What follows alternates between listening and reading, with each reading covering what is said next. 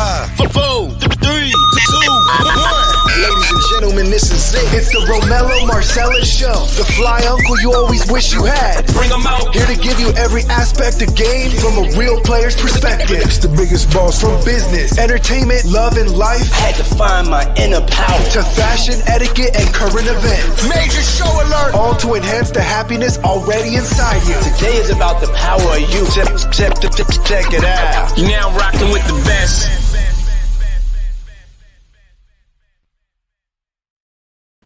Here I am, goddammit. Here I am. Welcome to the ROMELLO Marcellus show. I am he and he is me. And I am Jay Sunshine. Welcome to tonight's show. Yeah, welcome to the show. It is what's today? Is it Tuesday? Wednesday? What's today? Tuesday? Tuesday. Yeah, okay. Tuesday. Yeah. Man, how many's been watching BMF, man, the show? Stars, I'm sure Stars getting their money. You know, it's always a for us by us, but we don't get us the money we should be getting to do us. Yeah, man, I like the show. It looks like well, they couldn't get a better person, a man to play the leading role. I mean, look just like his daddy. Zaza, boy, shout out to you. Shout out to you, boy. Make it on home. It has to be an honor. Yeah, man, they're putting it together real nice. And I guess they already got greenlit for the second season, so I guess they're going to be busy working on that too to keep people focused. But what about that whole power universe thing, man? It's kind of, all of that's connected. And now we're getting ready to watch Tommy's story as well. So I'm sure it'll be interesting. Yeah, the one that I was most anticipating. Oh, yeah, all the ladies like Tommy. I mean, it ain't about I like his character. He's a thorough character. Yeah. Sociopath. He don't play no games. Right. If you're looking for crazy, you're going to get it with Tommy. Exactly. Yeah. But what about crazy? You talk about crazy. What about this? Who is this rapper? The one that's talking about, he was cheating while he was locked up. I haven't heard about this. Yeah, he was locked up for 8 years and 16 months and some all 8 shit. years? Yeah, 8 years. Oh, wow. I'm gonna play a sound bite. I mean, check this out. I was cheating in prison, Vlad. I was cheating in prison. You probably like, how you were cheating in prison? Oh, 8 months, 16 days is a long time for anybody to stay loyal. I just want to clarify, because people go crazy in the comments. You're cheating with women in prison, right? Man, I cheated, man. Like, if I cheated. Like, if you want to know how I cheated, go to lulu.com and get the book. I speak. Yeah, the math don't add up. But goddamn it, if he was with, I don't know, man. Maybe it was some sort of market or way to sell some books or some shit. Game is to be sold, not told. I guess we could look at that and say that's potentially what it could be. But for me, I think when he was asked that question, he'd have been straight up and said, "Yeah, I was treating with the COs or somebody, absolutely. the counselor or." Something. The nurses, the doctors. Yeah. You'd have definitely made that distinction. He was either getting bent over or he was bending something over. Exactly. Made me wonder whether the nigga was gay for the stay. Yeah. That's what he was. Shame, man. Ladies, you got to watch yourself. See these motherfuckers' paperwork. Listen, another thing. If a motherfucker you get jammed up in that kind of shit inside, there's paperwork about it. So ask to see the paperwork. You treat the motherfuckers like they on the compound. Hey, I like you and all, but I need to see that paperwork. We can't rap. Yeah. Ask for the paperwork. All of it. Medical, everything. They're very thorough. At least he was honest, right? Yeah. He was He was honest. Yeah. Because as a woman, to me, it wouldn't matter if it was a male or a female, because it would be hard for me to get the vision of what I know that situation to normally be. Yeah, that's crazy. That's crazy. And I ain't that damn accepting. Yeah, but there are some spots, man, where where the COs are going with it. Matter of fact, a couple of years back up in Baltimore, the Baltimore Penitentiary up there, that the ladies were in there and the guards where they were tricking off, and a couple of them even came up pregnant by the inmates there. They all got convicted and a whole bunch of other shit. But yeah, it's possible. It's possible, but again, I think that you would let that be known. Yeah, off the rip. I guess unless he wants to say, well, I mean, I'm not going to snitch, but I'll put it on paper. But you got to buy it. You got to buy it from me for me to tell you how I did it.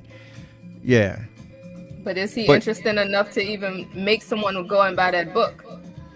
I guess. I mean, we sitting here talking about it. You're right, but I still ain't buying the book. I don't need any confirmation. I'm not looking for the confirmation. Somebody's going to buy it to find out about him. They're probably fans. They'll probably go and buy it to see what type of dude he really is or was. Right. Yeah. I had a brain fart. And, I still have a debate with when I talk to certain people about the fragility of others other than ourselves as black people. I'm not going to say people of color. God damn it, I'm black. Period. And I'm black in the sense of us, not our tethers, not our skin folk. You got to be kin folk, not just skin folk. Which brings us to the topic, man. The topic tonight, if you're just joining us, is what's for us is just for us. Because not everybody's cut the same way. We're not cut from the same cloth just because we look alike. Even down to our households. We were all raised differently. Mm-hmm. What hits home even more is I actually saw a clip from Love and Hip Hop Miami where Ace Hood's wife is actually into doing retreats to empower black women. Mm-hmm. And they were having a conversation over at Princess Love's house. And Noriega's wife came over, who is not. She's a Latina. And they were having a discussion about the event. And Ace Hood's wife politely said, look, I'm having this event, but this is what it is. I wanted to talk to her basically because she was there. But she told the Noriega's wife that, politely, I don't want to be offensive to you, but this is for black women only. Right. And she had a problem with that because she feels that she's married to a black man, which, when we talk about history, his background, he's from Dominican Republic. Right. And sure, he may have come up in this country and seen some things, but we're talking about grassroots, foundational, fig fruit folks, if you know what I mean. I can see why she wouldn't be welcome, because here's the thing. Some of the things that we do, it has to be for us, because we still need healing from a lot of the degradation and bullshit and the travesties we've gone through. So while we walk around and we bear that PTSD, we need those little things that we can get together. Just like now, the same conversation in retrospect that we had in regards to Condoleezza Rice feeling some kind of way about us constantly having to feel uncomfortable about the history that is our history. Right. So we're more in tune to putting ourselves in the front of the bus again to be ran over for the things that have been done to us, because you want to get away from the shame. You don't want your generation or your next generations to see you for who you were, or see your people or their people for who they were. But here, to further stir up the pot, you'll have people come over and that look like us and think they're of us. They're not. Right. And that's why this show is what it's about tonight. How many things in society or in our own culture have been tainted and taken away from us? Everything. I don't think we have anything that is exclusively for us, by us, given to us, that is just for us. Someone always finds a way to remix it and add their own agenda or cause into our original cause. If you look at affirmative action, so many people have attached themselves to that. Is it really about us anymore? And that's another thing where we don't get it. We've suffered. Our people have struggled, been hung, a whole bunch of other things, ostracized in many different ways and throughout the community. I mean, every day when you look at or have looked at and you still see, the majority of times when you see a black man on TV, if he's not holding a basketball or on a mic, he's got cuffs to his back or he's been shot in the head. And that's by design. Absolutely. I mean, we are the people who have to be the most understanding, the most considerate, the most kind. We have to explain. We have to help everybody understand our pain as if it's something that can't be seen worldwide. So when do we get beyond that? That's the question. When we have events like that, I mean, and shout out to her, you know, for having the wherewithal to put something together like that. It's like people don't understand the thought that goes into that or the thought process. I mean, it's not even the thought process. Sometimes when you're sharing your pain, your truth, your history with someone who doesn't have the same history, for whatever reason, it is much more harder of an environment if we're talking about healing. Right. You know, if you have no idea of what I went through or how it has affected me as a black woman in this country, because you're not a black woman, I'm probably going to be less apt to want to share with you. I'm going to be less welcoming. I shouldn't have to continue to explain my pain and help you understand why I feel the way that I feel. That takes away from what I think she meant by putting on her event that was exclusively for black women, as it should have been. And as someone who's on the outside looking in, you can only respect and understand that that's not your journey. Exactly. You know, us as black people in this country, worldwide as well, have had the hardest time. We still have the hardest time. Exactly. There are so many other cultures and races that have passed us. And There'll be more. Continue to pass us. You know, there's so many rights of the Asian rights have been passed within the first, 60 days of this president in office? Oh, of course. You know, you made protocols to make sure that they were not attacked in a way that looked like a hate crime when we've been attacked since the beginning of the beginning. And we still can't pass one policy that makes that, you know, American terrorism or a hate crime. Like, not going to happen. Not going to happen.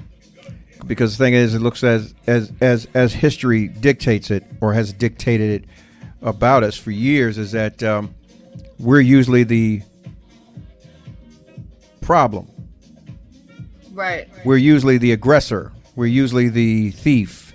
And all of those things, which was by design to thwart the 13th Amendment or the amendments that were put in place for our freedoms or our quote unquote liberties, to have them stripped from us and taken away.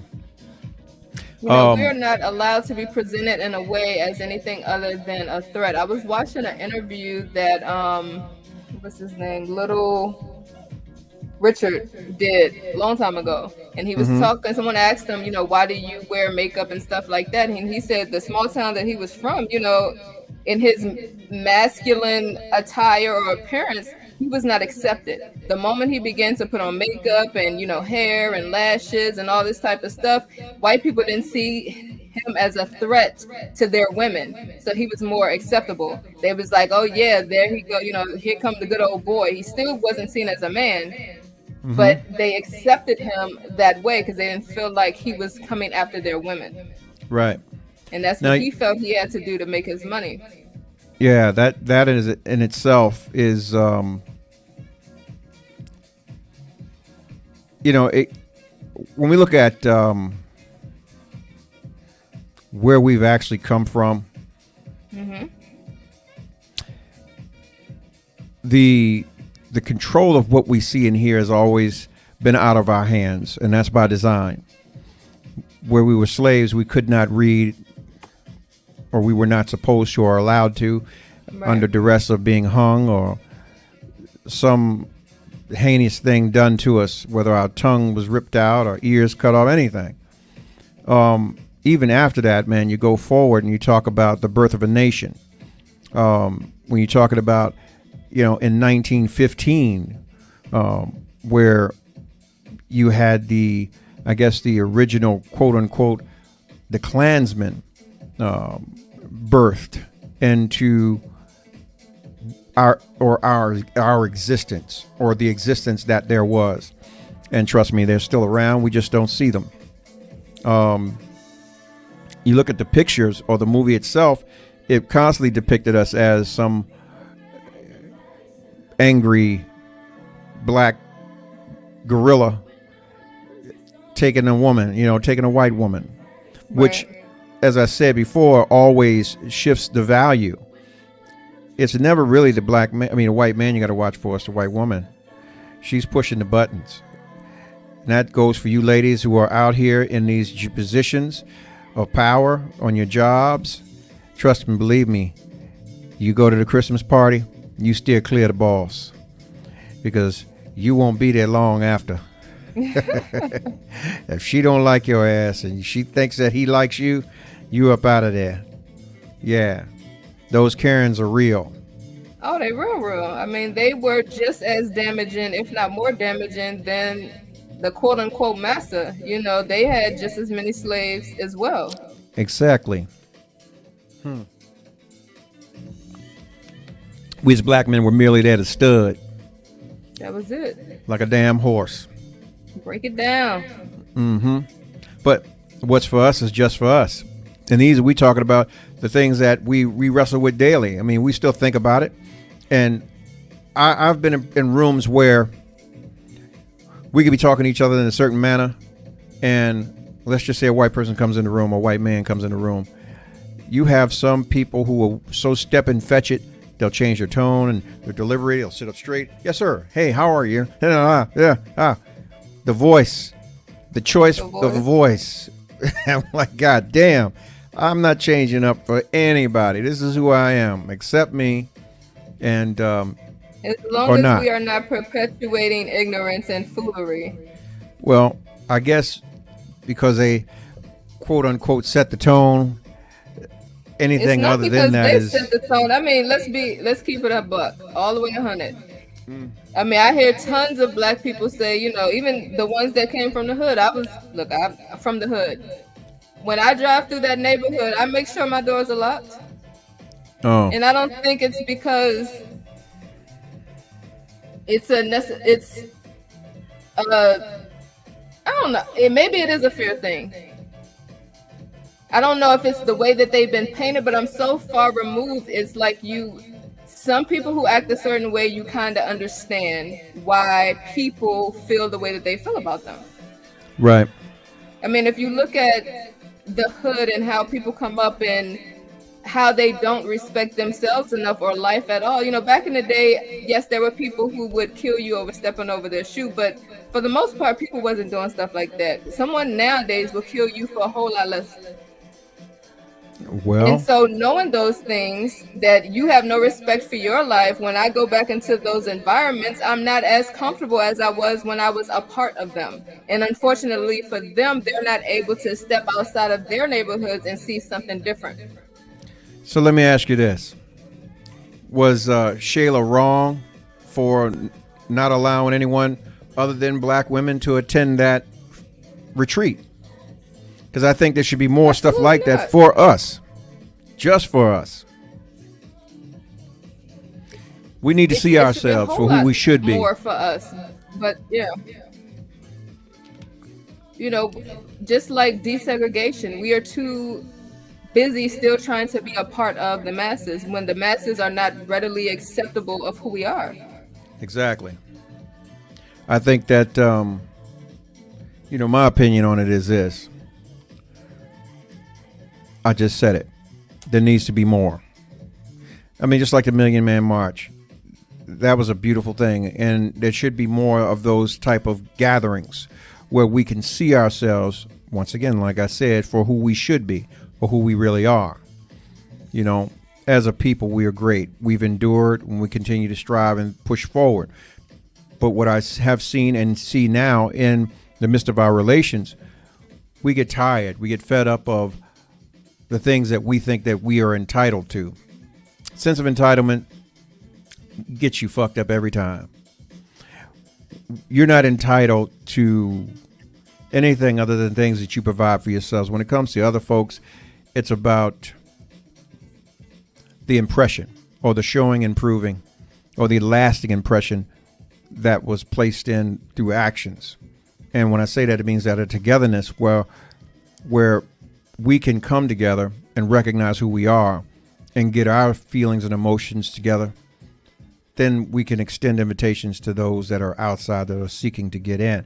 But we still need to be mindful and finding out who's trying to circumvent and be a culture vulture. I mean, should that be the focus, or should it's like, okay, the Million Man March?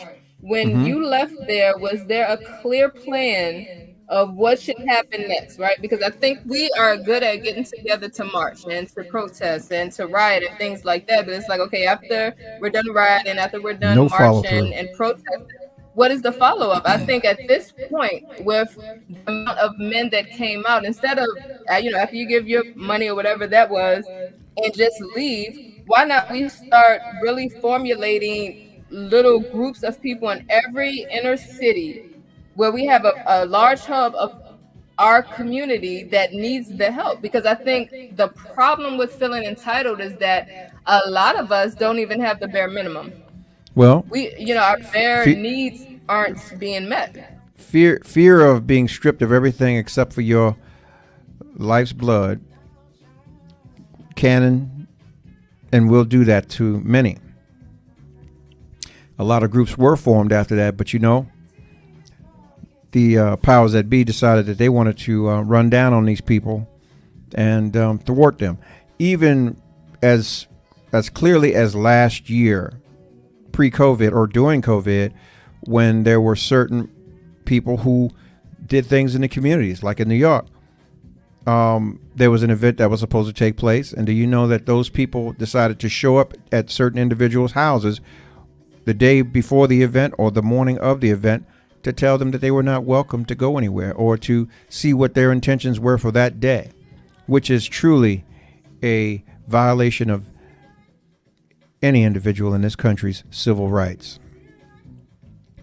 So when you have that kind of thing go on, it's already, I guess, enough to be who you are and to deal with the day-to-day life, but then you want to add things to it, and I guess most brothers, they don't want to go down that road in this day and age, which is Is it safe to say then we have gone too far in the wrong direction to really turn back around and make a difference at this point then? Because at some point, I mean, if you look at the insurrection that happened January the 6th, they got mission accomplished, right? They got all the way up in there. Yep.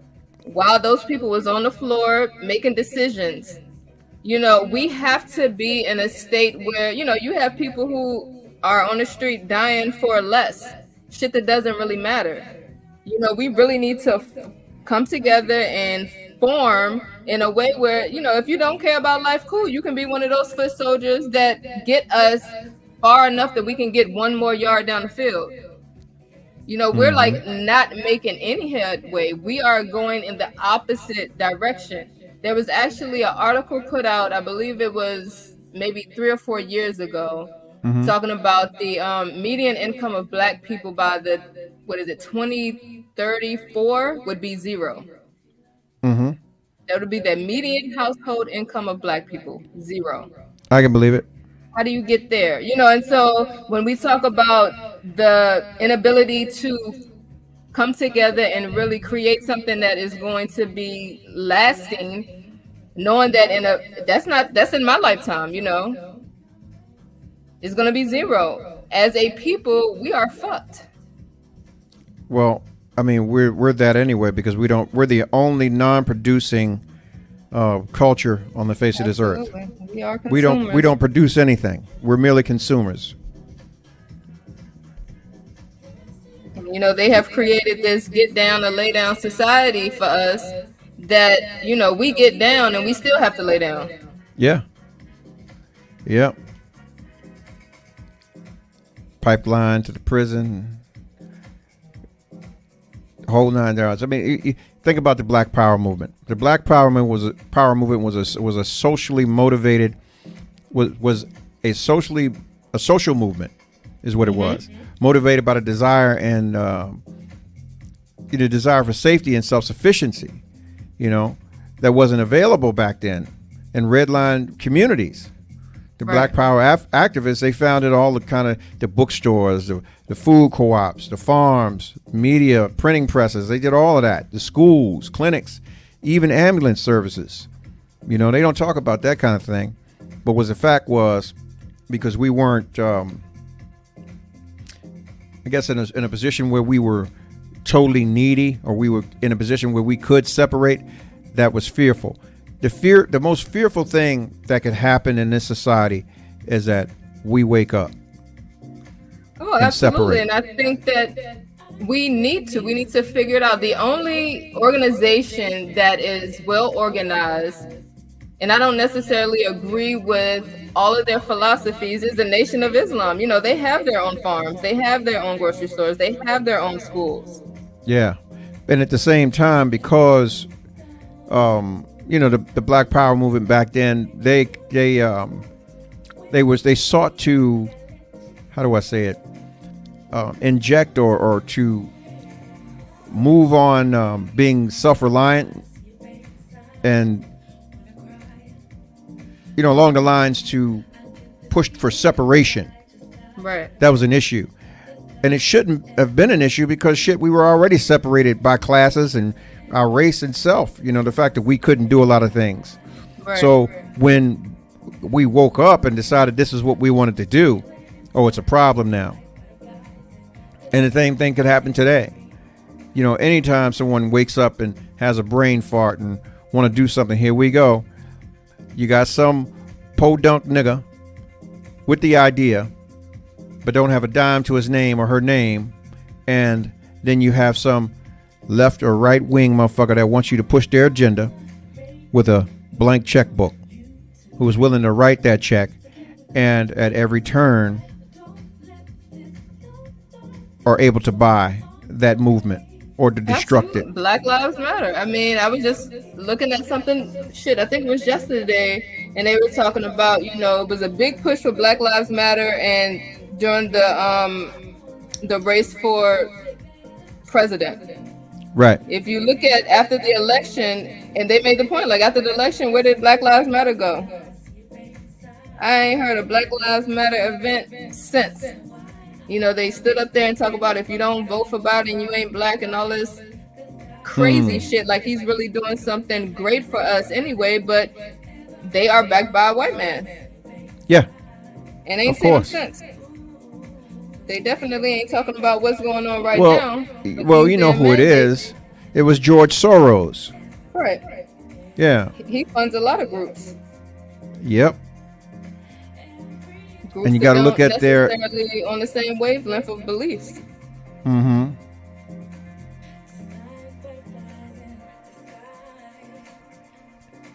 So it's definitely not hard to find money. It's just what your agenda is really there to push. Mm-hmm.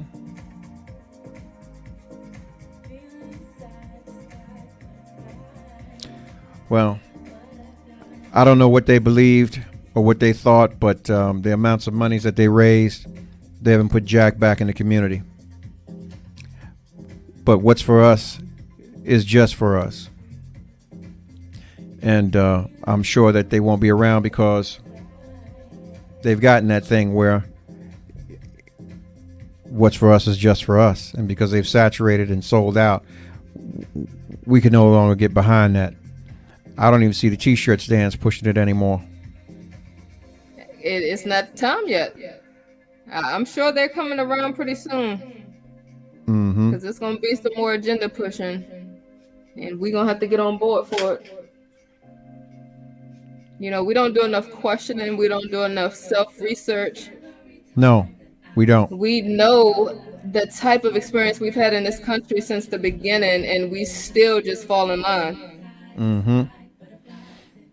So, your opinion, she was not wrong for not absolutely not allowing her. Okay. So just because like I said, just because you skin folk don't mean you kinfolk. It don't mean you kinfolk. Yeah. She can put together her own thing for black people if she really want to show and prove what she's about. Mm-hmm. So what do you think about the going forward? I mean, we as people, our FBAs, our foundational folks, we should get together and create more groups, more meetings of the mind, and figuring out how we can better our communities, our people, and ourselves, to get us some healing, because a lot of us need to be healed. And while I'm on the subject, God damn it, I'm tired of you females out here. Let me stop. I was like, where you going with this? It was all positive. You know, I gotta talk some shit, God damn it. You know, well, I ain't gonna do it today. I'm gonna let it ride. Yeah, let that ride. Oh yeah, we got karaoke Thursdays coming up, man. And yeah, I'm putting up the rules. I'll be posting them up, man, how to get into it, how to enter, what the prizes will be, how you'll be selected and chose. And actually, we're not going to be a part of the selection. We're going to let the viewers be a part of the selection. So you need to get your people on and get them to watch, get them to click in, get them to like you, and I'll give you the idea or the understanding how they're going to choose your number or who you are, and they're going to leave it in the comments, and then we'll count it up and tally it up from there, and whoever wins. May the best person wins, or the best, yeah. And those of you that are scared to come on, you just put your avatar up. You don't have to be seen, as long as your voice sounds like something and you don't get booed off. Why you? It's karaoke. You ain't supposed to sound good. You have to give energy. Mm-hmm. You have to make it believable. Exactly. So I already got my song down. She bangs, she bangs. She bangs, huh? Yeah. Well, we thank you for joining us tonight. We could have been anywhere in the world, but you chose to be here with us. And yeah, and all you're getting, get you some understanding. Get going. You know, love yourself. Doesn't matter if no one else loves you. It's all about who you love. And as long as you're loving yourself like you're supposed to, that's what matters. So, with that said and done, while you're sitting there eating your dinner, drinking your wine, or picking your toenails, picking your feet, thank the Lord or the Father above, or whoever it is you worship, that you're able to do that. Because there's so many people in the world that wish they could be in your shoes right now. And while you're be your ass off our line. We see you tomorrow. 5, 4, 3, 2, 1. Ladies and gentlemen, this is it. It's the ROMELLO Marcellus show. The fly uncle you always wish you had. Bring 'em out. Here to give you every aspect of game from a real player's perspective. It's the biggest boss from business, entertainment, love, and life. I had to find my inner power. To fashion, etiquette, and current events. Major show alert. All to enhance the happiness already inside you. Today is about the power of you. Check it out. You're now rocking with the best.